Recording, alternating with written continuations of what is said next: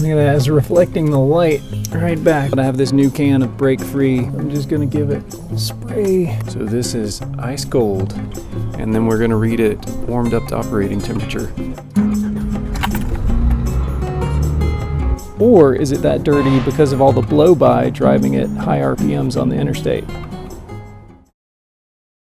Welcome back, everybody, or if you're new here, welcome. We're in the middle of some oil burning experiments on this 2002 Corolla with a 1ZZ FE engine in it. In the last video, we used Berryman's B12 Chem tool with much success. We've gone from using 1 1/4 quarts in 300-ish miles to 1 1/4 quarts in 1,000 miles. I want to get the oil usage below a quart in 3,000 miles.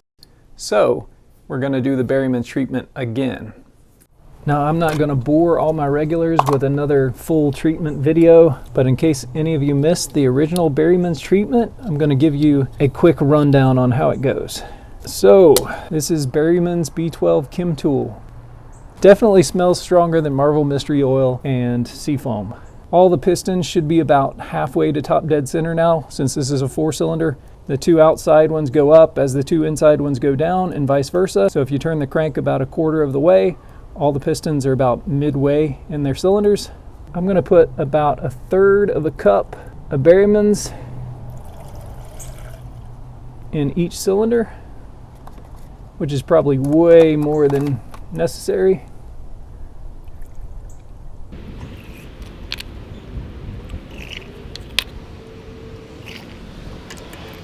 And now what I'm going to do is I'm going to turn the crankshaft around, looking at the top dead center mark on the crankshaft.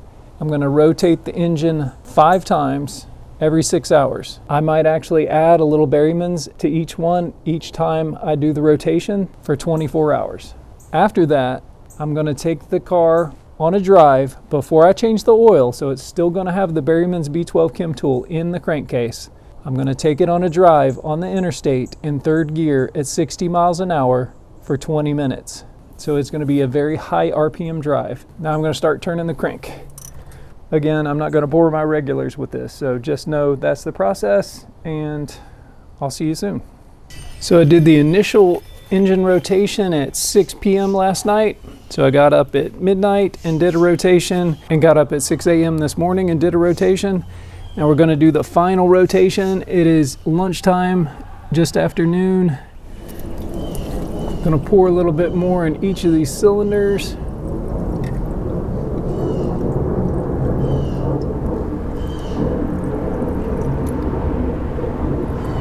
This is the last of 1 can. Last time I used 2 cans. I do have a spare can here.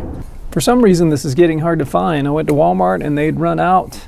My wife originally got the last 2 cans for the last treatment video, but I found out AutoZone had it and they had reduced their price, so it was about the same price anyway. So I got an extra can in case we needed it, but I don't think I'm going to use it. Now I'm going to crank the engine around 5 times, and then we'll let it sit until 6 o'clock this evening. Also, I was thinking I should have done a compression test before I started this. I'm sorry. I think I even said I would in a couple of comments, but I forgot. So maybe afterwards. You know what? I changed my mind. I think I am going to use this can. And what I'm going to do is pour another 1/3 of a cup in each of the cylinders and let it sit for the next 6 hours and drain through the pistons. I'm assuming it'll drain around the rings and into the crankcase. I don't think it'll hold that long. So 1/3 of a cup for you. 1/3 of a cup for you. 1/3 of a cup for you. And 1/3 of a cup for you. I set all of the pistons at about midway in the cylinders. That way they would easily hold a nice volume of this Berryman's. You know what? I'm actually curious as to what it looks like with the Berryman's in here. So let's just see how much actually stays in there when you first pour it in.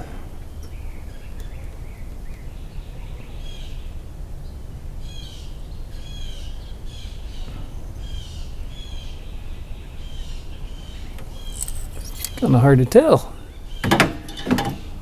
This is dusty or what?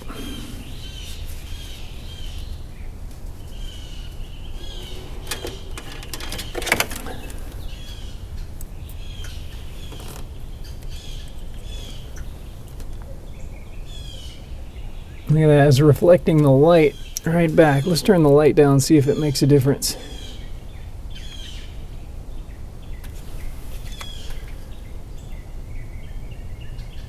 Oh, so the liquid is reflecting the light.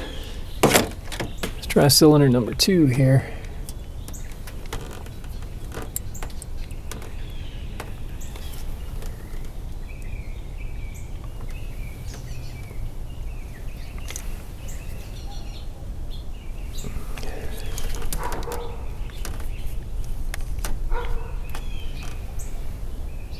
Well, so apparently when you have them full of Berrymans, it's very difficult to see because the liquid reflects the light right back at you.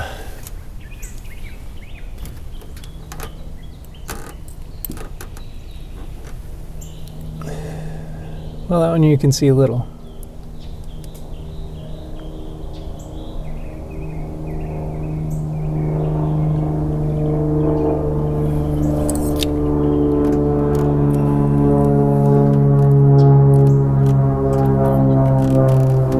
So they're definitely holding some liquid in them, at least for now. It didn't drain right through. They all have liquid in them, covering the tops of the pistons. Yep. So, that's interesting. I think it's really good that the Berryman's is actually staying in the cylinders and not draining right through. So the longer it stays on the cylinders or the slower it drains, you know, the more cleaning action I think we'll get. So I'm encouraged by that. And it's a sign that the rings are sealing pretty good right now too. They're not just letting stuff go right by. Okay, it's actually been more than 7 hours since the last rotation.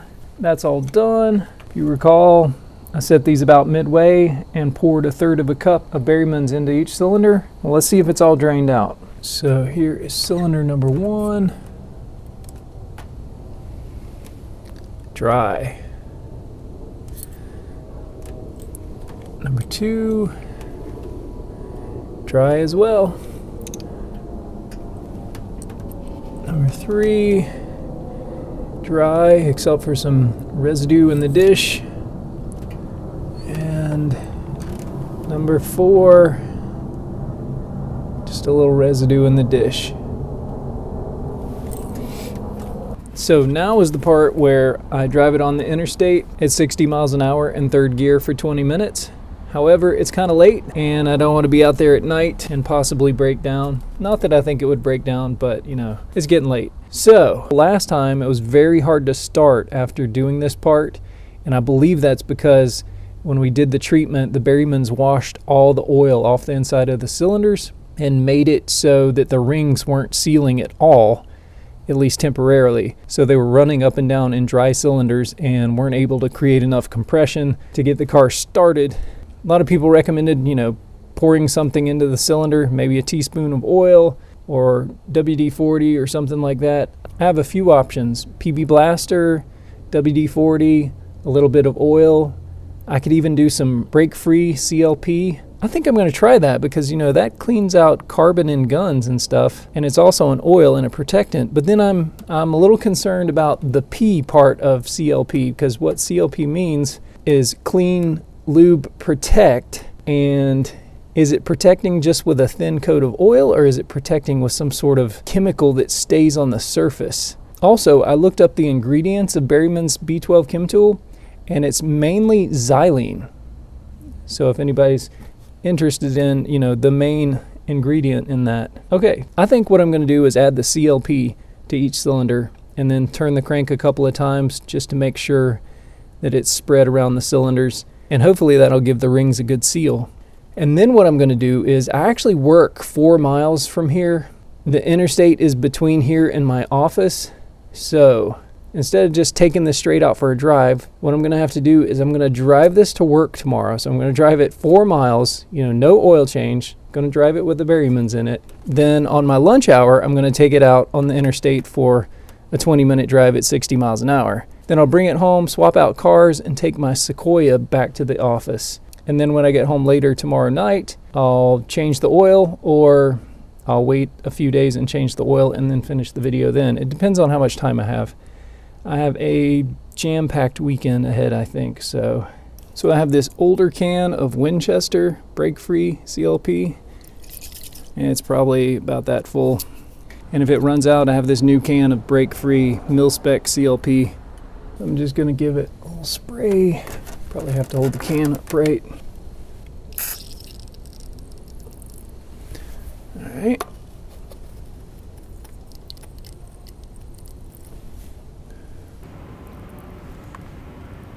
Those all seemed about even.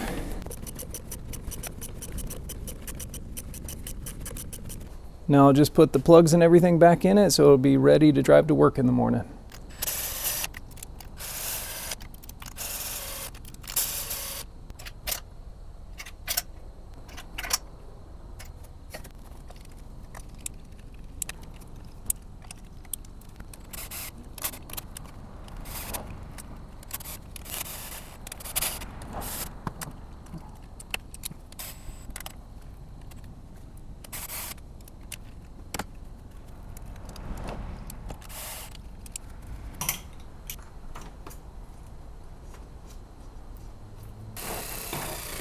Before we wrap it up for the night, let's see what the oil looks like. This is what the oil looks like. And it appears to be, way up here. Let me do it again. So here we go. And it looks like it's around here. It's hard to tell. Well, anyways, mostly what I'm concerned with is how clean it is. So you can see the oil is very, very clean. It almost looks clear. And it's very, very thin for obvious reasons. I'm going to go ahead and just crank it right now just to make sure we can start it, and we'll see how hard it is and if it blows a lot of smoke.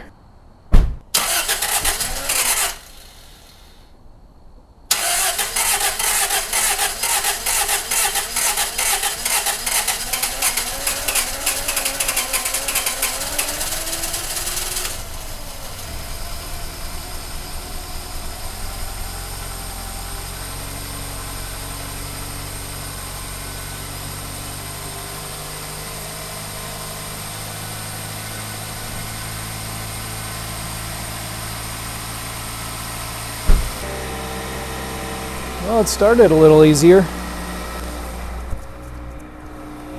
Looks like at the moment it's running pretty clean.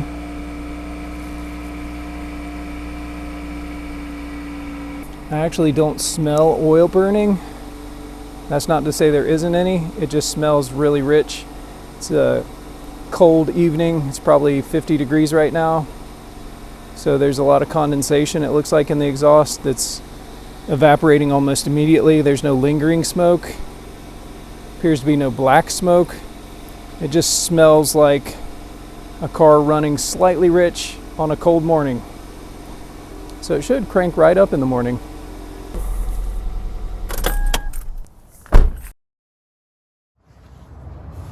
Before I go to work today, I thought, let's check to see if the color of the oil changed after letting it idle for a couple of minutes.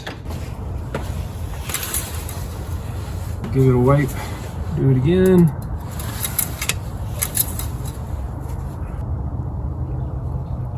There you have it. So this is after idling for a couple of minutes after the treatment. I haven't yet taken it on the drive. So I'm about to head to the office. Now there's what the paper towel looks like after wiping it. Just wipe the tip and see what that looks like. There's the tip. So there's a little brown in there. I don't know if that's suspended carbon. We'll see. definitely missing. It's stumbling. The idle is dropping way below where it should. So this oil, Berryman's concoction, I guess, is getting by the rings, and when it burns, it has an acrid smell to it. I still don't understand the missing, because it didn't miss at all. After I changed the oil and drove it normally, I don't remember there actually being one miss after the first treatment. But it did miss a lot while it still had the Berryman's concoction in it. So if anyone has any ideas what would cause the missing while the Berryman's mix is in the crankcase and then not after the oil is changed, please add it to the comments, because that kind of baffles me, but it is doing it again. So we'll see if after I change the oil, if it continues to miss or if it goes away like it did the first time.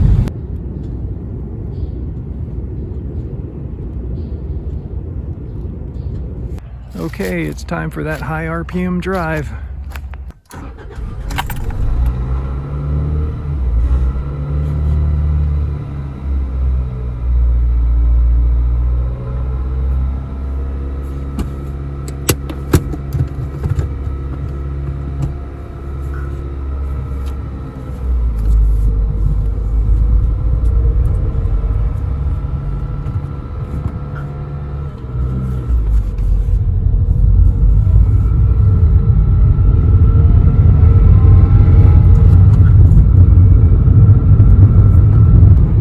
Before I get on the interstate here, I just wanted to make a point that you saw idling and 4+ miles of driving did not change the color of the oil.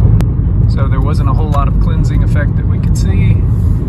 So let's see if after the high RPM interstate drive, if it's still golden or if it looks like that's what does the cleaning.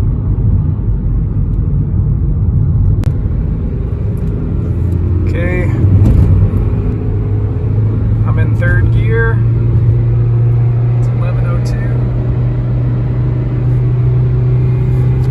Gonna get it up to 60.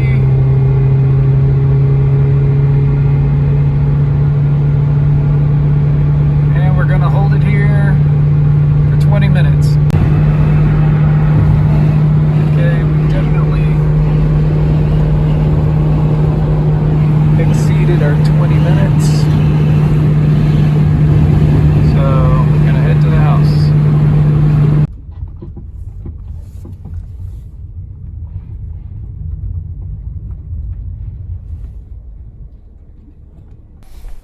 Okay, if you want to see what the oil looks like, hit that like button.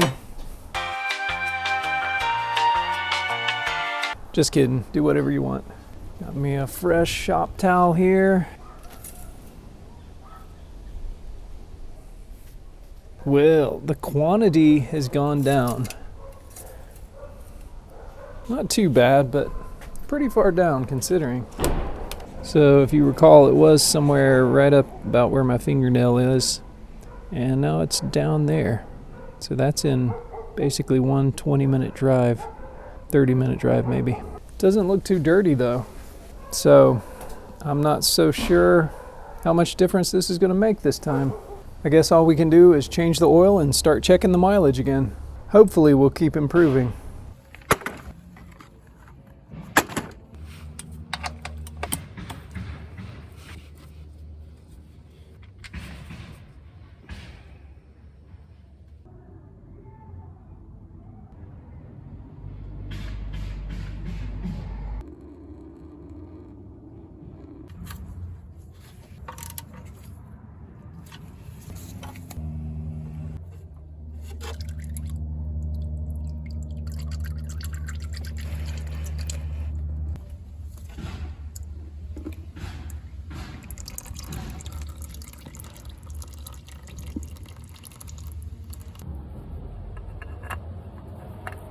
Nope.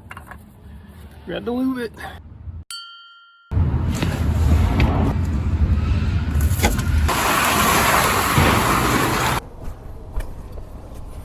All right, here's a look at the oil.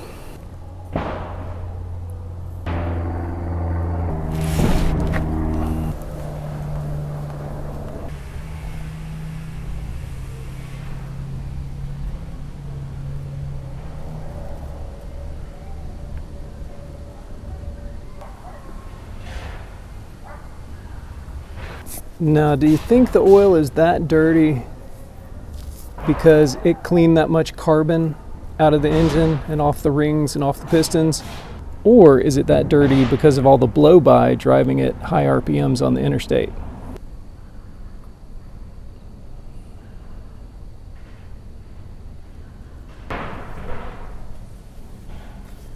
Since this thing took 4 quarts of oil exactly last go round, I'm just going to go ahead and put 4 in it, and then we'll run it for a few minutes to circulate the oil through the filter, let it settle, and then check it again on our flat surface over here. This is a fresh 5-quart jug.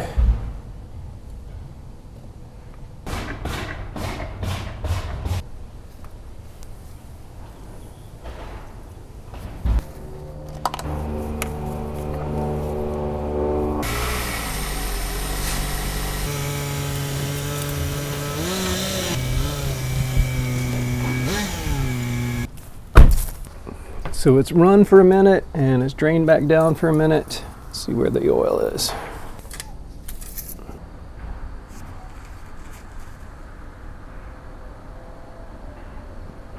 Yep, just right about there. So trip B, we're resetting at 0 to track the oil use. Go back to the main miles so I don't accidentally press that button. So now what do we do? Well, I'm going to drive it until the oil's at the bottom dot on the dipstick again. I'm assuming that's going to be more than 1,000 miles. Hopefully, it will be a lot more than 1,000 miles. Am I going to do this again? Ideally, I don't want to have to add any oil before a 3,000 mile oil change. So as long as it uses less than a quart in 3,000 miles, I'm going to consider that fixed. So we'll see.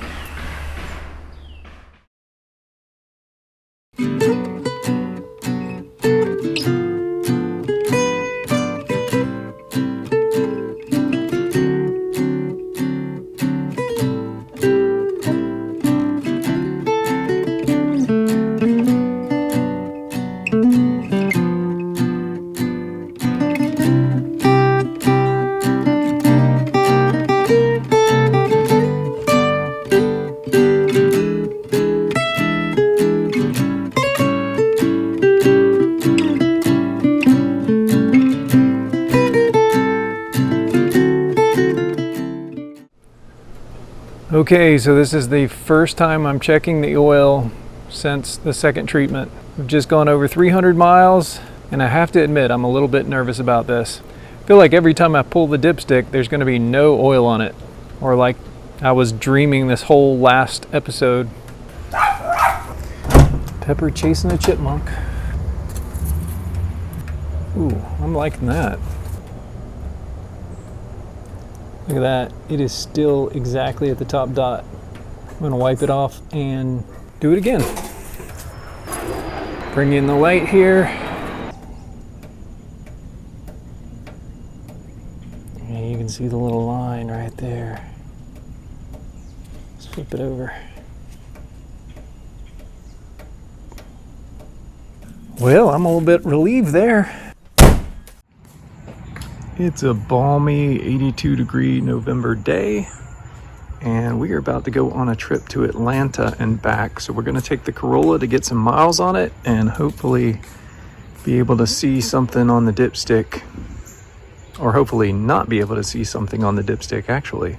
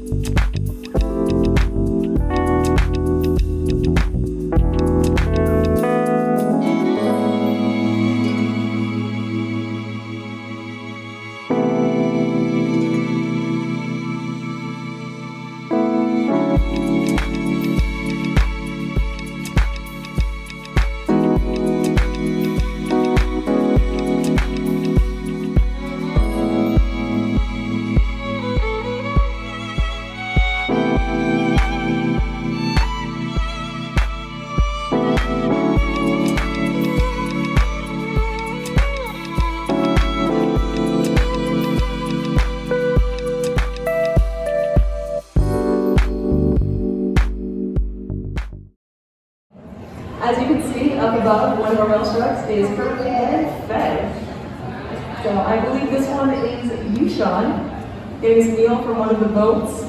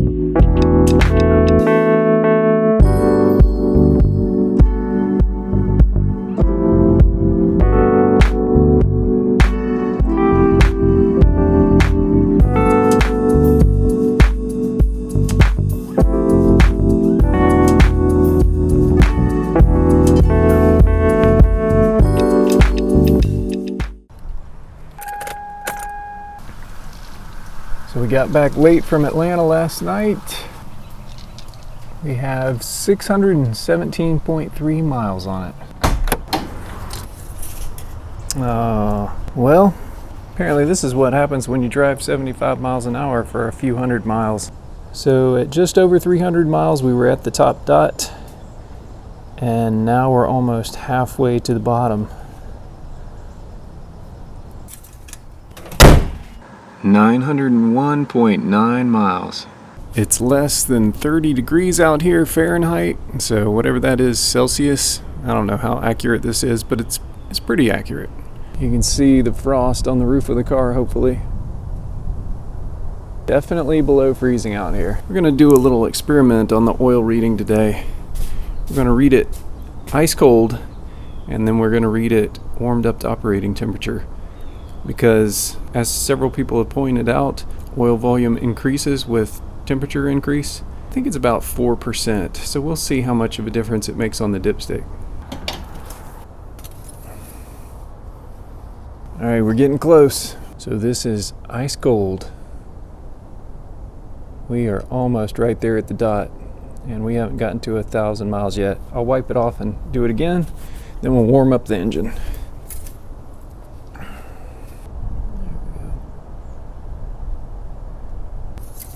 All right, let's crank it.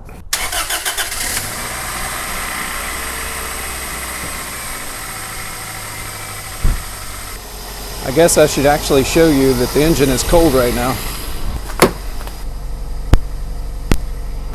Okay, we're at normal operating temperature. I'll show you really quick. That is normal for this car. It's been holding steady for about 5 minutes. So we'll turn it off. Now we'll give the engine a couple of minutes for all the oil to drain down from the head into the sump. All right, it's been a couple of minutes. Let's check it out. Oh, wipe.